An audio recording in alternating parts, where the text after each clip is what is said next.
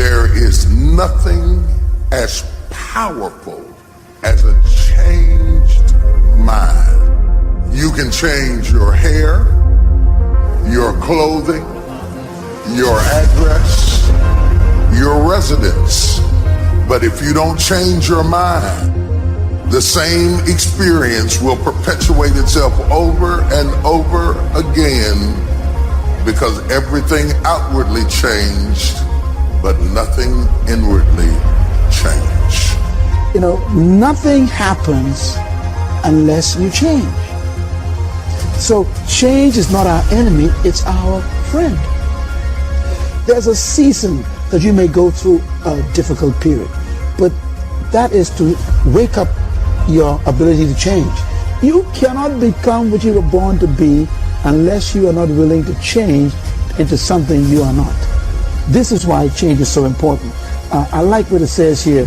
Shakespeare says, sweet are the uses of adversity. We never grow in good times. We never advance unless we're under pressure. Change comes to improve and to advance your life, not to destroy you. I think that we often forget this.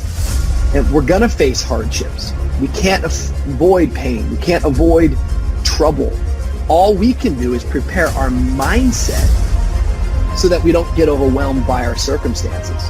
A lot of people, when they have a negative circumstance take place in their life, they react negatively to it. And that seems almost natural. In fact, that is natural. Something negative happens to me, my reaction back to it is negative. But this is why you have to change your mindset. I've seen people who had the education to go up, they had the gifting to go up, they had the talent to go up, didn't have the right attitude. And eventually, if that attitude, if that heart, if that invisible part isn't right, you can have all the talent in the world, but you will always end up getting spoiled by your own attitude. Yes, you'll get the opportunity. Yes, you'll get the job. Yes, you'll get the deal, but you won't be able to keep it because your attitude will corrupt every opportunity that life offers you. Never saw it coming. Life isn't what happens to you when you're looking. What happens to you when you're looking is called a plan. Life is what happens to you when you're not looking, when your guard is down, when your back is turned. It's going to work on a Friday morning feeling good and having your boss call you in. And you know she has a look on her face and you know that look isn't good. You know the economy isn't so hard and we've got to let you go.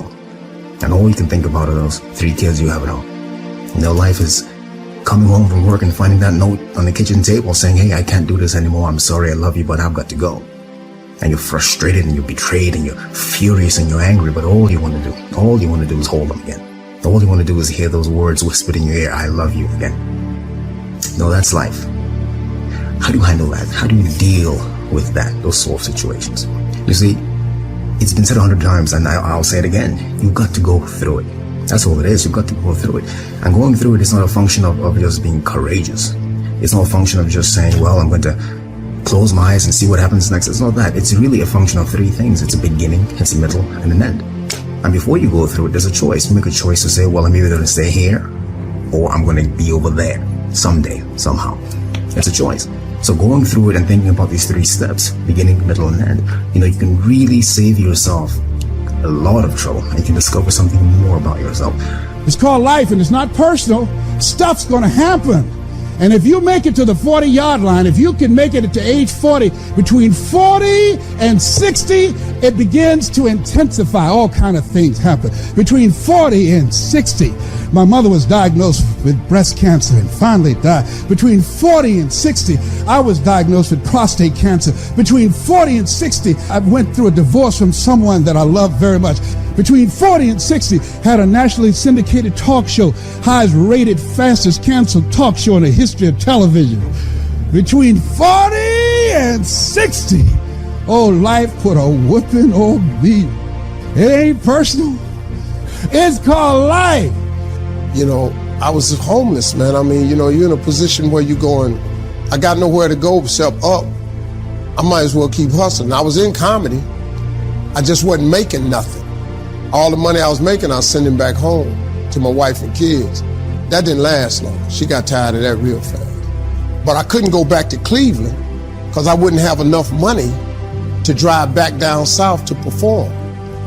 One time I drove to the house in Cleveland. I finally got enough money. I drove to the house in Cleveland and everybody was gone. I didn't see my kids for almost 2 years. They just left, boarded up the house. So next thing you know, I'm in the car. I lived there, but it taught me determination, man. I'm a really, really determined person. It also taught me that no matter what happens to you, it ain't over. I was determined to be something. As long as God wakes you up, that means he ain't through with you yet. There is nothing as powerful as a changed mind. The only way off of welfare is to change your default settings. The only way to get a good education is to change your default settings. As long as you're programmed with what you can't do and what you can't be and what you can't have, you will never get up. But I dare you to go into your phone booth like Clark Kent and spin around and come out Superman and say, wait a minute, I'm better than this. I'm getting ready to change my default setting. I will not let you abuse me. I will not stay. There is nothing as powerful as a changed mind. So, the first thing you have to think about when you're going through something is very simple. It's, I'm not where I want to be, but I know I can get there. I have faith that I'm going to get where I want to be. So yeah, go through the grieving process. Grieve. Accept that. Say yes to that. You know, one day you look up and, you know, you're still in pain, you're still hurting, but you realize that, hey, it's not as bad as it was. It doesn't hurt as much as it did. And I'm going forward. I'm moving forward. And at some point you emerge, you get to the other side, and you know that, hey, I haven't forgotten, but the pain doesn't hold you captive anymore. You're not crippled by the emotion, by the experience. You're not living out of the past, out of your experiences of pain and defeat and betrayal. You're not living out of all that stuff. You're living in a new perspective. It's not what happens that determines the major part of your future. It's not what happens. What happens to us all. The key is what you do about it. If you will start that process of change, do something different the next 90 days than you did the last 90 days, like picking up the books to read. Do something different, like the new health disciplines, relationship with your family, whatever it is, doesn't matter how small it is. If you'll start doing different things with the same circumstances, since we cannot change the circumstances, but we can change ourselves. We can change what we do.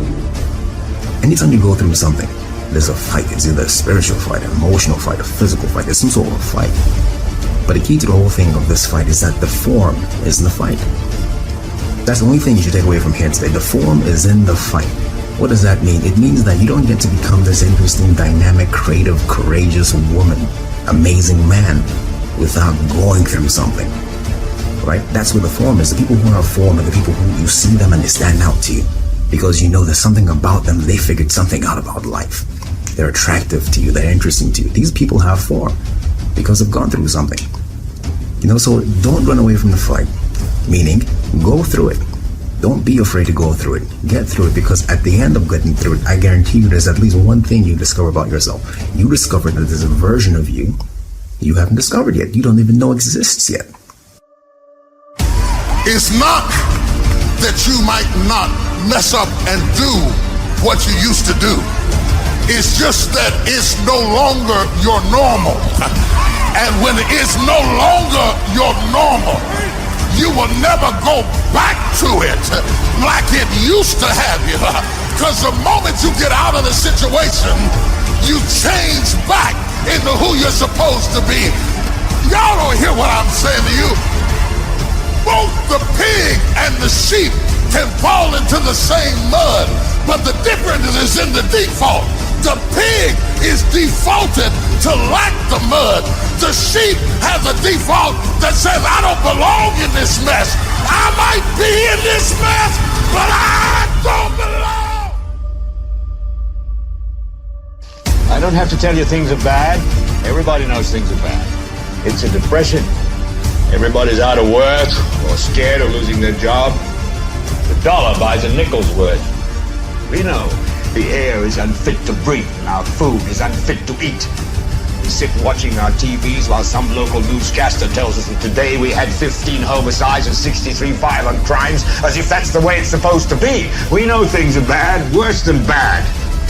I don't want you to protest. I don't want you to riot. I don't want you to write to your congressman because I wouldn't know what to tell you to write. I don't know what to do about the depression and the inflations and the crime in the street. All I know is that first, you've got to say, I'm a human being. God damn it. My life has value.